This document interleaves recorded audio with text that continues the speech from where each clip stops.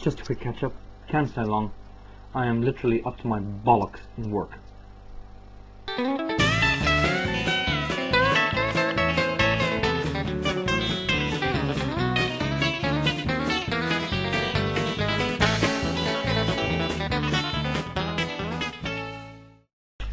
I continue to be amazed at the position of the West vis-a-vis Russia and Georgia. Not that I endorse what the Russians are doing, but the duplicity of Western governments and Western media is quite nauseating. King George had this to say about the conflict. With its actions today, Russia has damaged its credibility with the free world. Sound familiar? Credibility damaged by unilateral action? Wow. It's only taken 5 years, 1 million Iraqi dead, and Russia's invasion of Georgia for Bush to realize that unilateral action is a bad thing. But Bush was not the only out-of-touch, soon-to-be-out-of-office politician willing to comment. Gordon Brown had this gem to offer.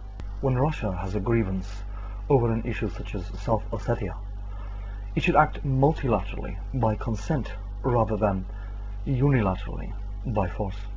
Yeah, just like the US and the UK did in Iraq, because that has turned out to be such a glowing example of multilateralism and consent at work.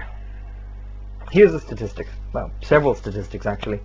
The Russians could kill every single man, woman and child in South Ossetia, drive every single human being from Georgia, hunt down, capture and hang the Georgian president, and they would still have a shortfall in terms of the misery, death and displacement Bush is responsible for in Iraq. So I say, let's cut the Russians some slack and back off the Cold War rhetoric, not least because all this talk of multilateralism and consent is nauseating hypocrisy. Bottom line, Bush baby, if you want people to follow the rule of law, submit to it and follow it yourself. I believe there's even an applicable biblical passage, something about splinters in the eyes. Still, there is a silver lining. The archaic absurdity of the Security Council was wonderfully spotlighted during the conflict when it became clear that the Russians would simply veto, as the Americans have before them, any resolution that wasn't completely in tune with the Russian perspective. We need a UN that works for everyone, not just 5 random countries. And getting rid of the Security Council is priority 1 to achieve that. On a lighter note, and in a clear sign that clerical error may be onto something with his claim that God wants you to vote for the Antichrist, that's Barack Obama for those of you that missed the video, the prayers of fundamentalist wackaloons that the Democratic National Convention be rained out not only went unanswered, but Hurricane Gustav looks set to disrupt the Republican Convention. Ah, the irony.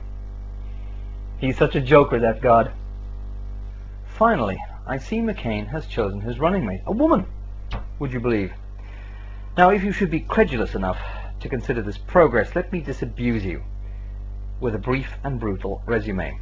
She is a cynical creotard, a woman too foolish, self-absorbed, or brainwashed by her religious convictions to take advantage of 21st century medicine, a self-indulgent fanatic that knowingly brought a retarded child to term, and supports the rights of the rapist ahead of the raped. McCain's transparent effort to make his campaign relevant is a complete affront to women. The pandering condescension of an old fogey who could die at any time and leave this daft, driven and under-equipped religious bitch in charge of the planet. I feel exactly the same way about that crazy Catholic bastard Bobby Jindal. Really, it's not a gender thing, it's a political thing.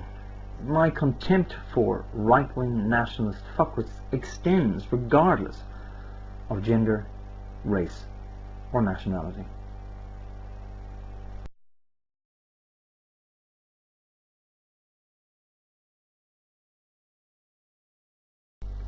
It should act multilaterally, with consent.